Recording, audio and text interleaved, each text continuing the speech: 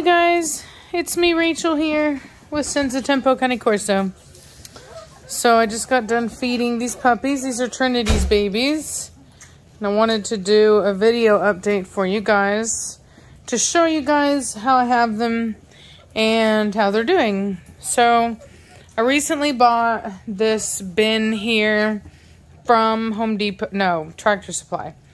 And it was on sale, and I just figured that it would be really fantastic for the puppies. It's easy to clean, and they can't get out of it. And so, you know, it's big, and I like it. And so it's hot here. It's been hot here, so it's not good to have the puppies out. Plus, they are not vaccinated yet, and I don't want them to be out and about. So this is a very safe thing until they until we get them vaccinated. They are what, four weeks old, or I think they'll be, I'll have to look. They weren't born at my house, so they're either gonna be 4 weeks old on Monday. I know it was a Monday, so they're either gonna be 4 weeks old on Monday or they're gonna be 5 weeks old on Monday. Not really sure. So anyway, you are some chunky babies. Some chunky ones. They're pooping. I know. So I have them out here in the garage, and I have an air conditioning unit in here for them. And it does stay pretty dang cool. So I like that it stays pretty cool. And we just come out and we feed them. And we cleaned out their box today. Thank God the trash people came and got our trash yesterday. And so what we'll do is, as you can see here, we just cleaned it out today. And so we'll take that out. And we'll, you know, it'll go in the trash, and you know, that's pretty awesome. So it's like only $6 more per can per month. So we're just going to utilize the trash cans for our waste, even for the dogs. The waste goes, we use hay in our dog kennels, and every day that we clean it out, you know, that's what'll happen. So, anyway, let me see here. Oh, pardon me. So they're not, really, I haven't noticed a whole lot of, like, behaviors at this point yet. They're only just now really starting to kind of, come out of their shell a little bit. But, and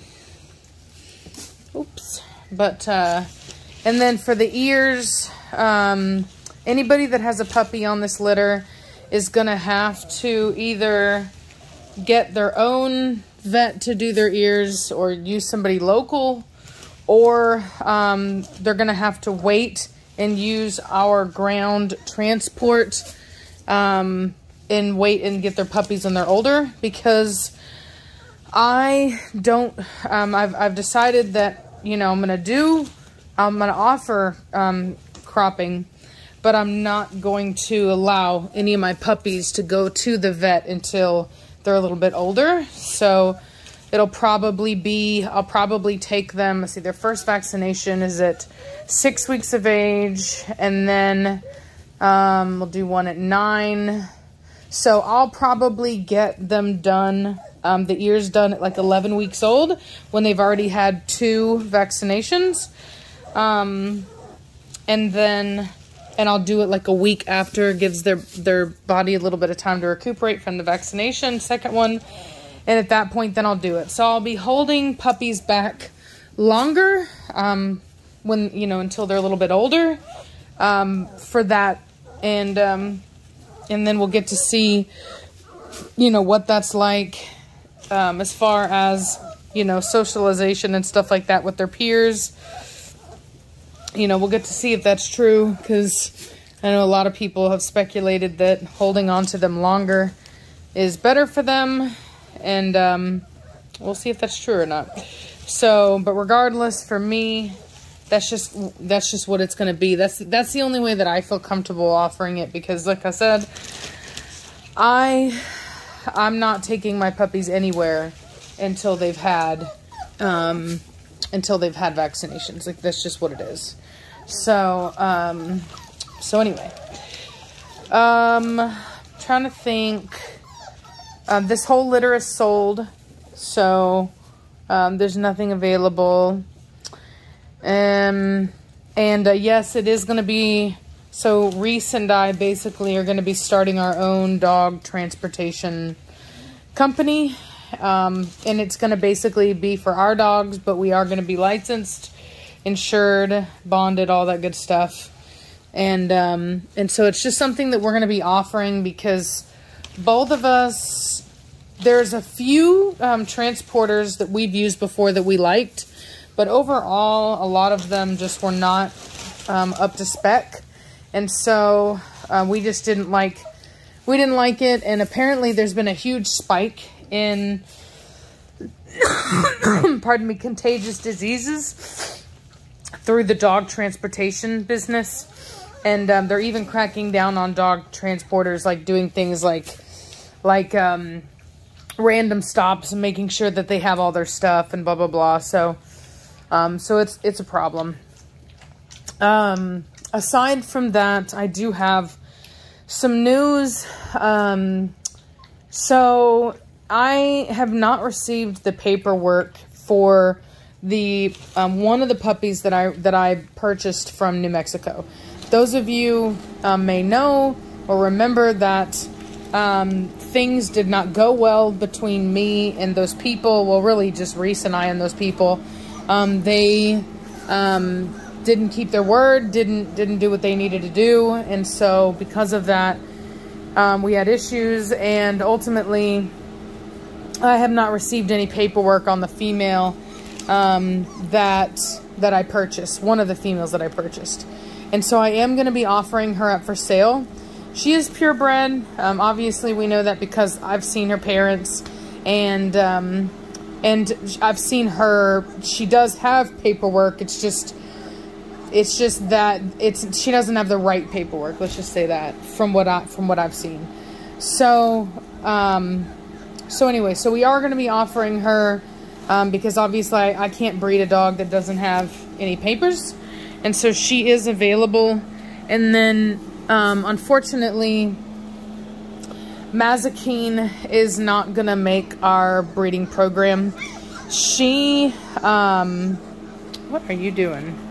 She, hey, what are you doing? Oh, you're just finding dog food in there. She has basically some type of allergy that is causing her to have a very bad eye conjunctivitis. And it also is causing her to have some localized hair loss. And we got a skin scrape done. We checked for mites. We checked for Demodex. We checked for sarcoptic. She was negative for both of those. We checked her thyroid. She was good there. We checked everything that we know to check. And she's a healthy, very, very healthy dog. And basically what we're finding is that she just has allergies. So we ran an allergy panel, and it basically showed that, you know, she was allergic to a lot of stuff. One of which is like polyester and, like polyester. We had her like on a blanket. And, so anyway, so thing about it is it's just cosmetic. It's an allergy. And I've really struggled with this while we were getting all this veterinary stuff done and really looking her over. And the reality of the situation is that even though it's cosmetic and it's just an allergy, ultimately it's very unsightly. And, you know, in the eye thing, like the eye conjunctivitis is really bad because it basically causes the eyes to go entropic. Even though the physical formation of the eye is not in itself entropic, the allergy basically causes the eyes to poof up, like most people who have allergies, which causes the eyelids to roll in. And so it's just one of those things where ultimately if I breed her, I run the risk of her passing this on. And you know, I don't want to do that. And so, so I am going to be making Mazikeen available, for a pet home. She's a fantastic dog. She's a very large dog. You know, but unfortunately she's going to not look very pretty for a while, unfortunately. So, the vet did say that there's a very good likelihood that when she reaches adult age, that, her body will kind of like settle down a bit, that there's a lot of times dogs that are younger can suffer from stuff that later on their bodies chill out and they kind of mature out of. So, you know, there is that, but as it stands, you know, she has some hair loss basically underneath her neck, and around like her chest area. So, anyway, so we will be making her available because we don't want to be passing that on. We are responsible breeders and we're not trying to, you know, perpetuate, things that, you know, are not healthy, regardless of whether they're just cosmetic or not. It hurts because Mazikeen, as you guys know, was my pick female out of the Molina and Batista breeding. And she, is a fantastic dog in structure. And it was very hard for me because it's like you work really hard to produce like the fantastic body. And she has that. But I kind of feel like sometimes, pardon me, in breeding, there are like these tests, you know what I mean? And you can either like take the bait and use an animal that is everything that you wanted but has some kind of flaw. Or you can pass on it and keep working hard and then produce something even better. You know what I mean? And that's been my experience, and it's like some sacrifice that you have to make, but then you end up with a blessing in the end. But you have to, in order to receive the blessing, you have to be willing to make that sacrifice. And so, it's something that I've kind of, like, for me, like, Giovanni was an example of that. Like, Giovanni, I'd always wanted a Formentino male, and finally got one.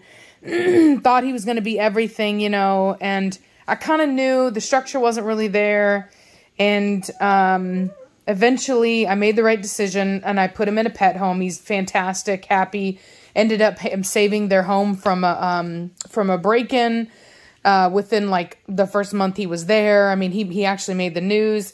Really, really fantastic dog and fantastic situation. And in fact, the people who own Giovanni actually have second pick female out of this litter. And so anyway, so he's perfectly happy where he's at, right? Exactly where he's supposed to be. Everything worked out perfectly. And I got Jefe. You know what I mean? And he's like, he is everything that that I could have hoped for out of like a Formentino boy. Just worlds better in structure, you know what I mean? Refinement. Like Giovanni's a great dog. You know what I mean? He's walks, he's healthy, he's all those things. But when you're talking about a show dog, you're looking for excellence. And Jefe is closer to that.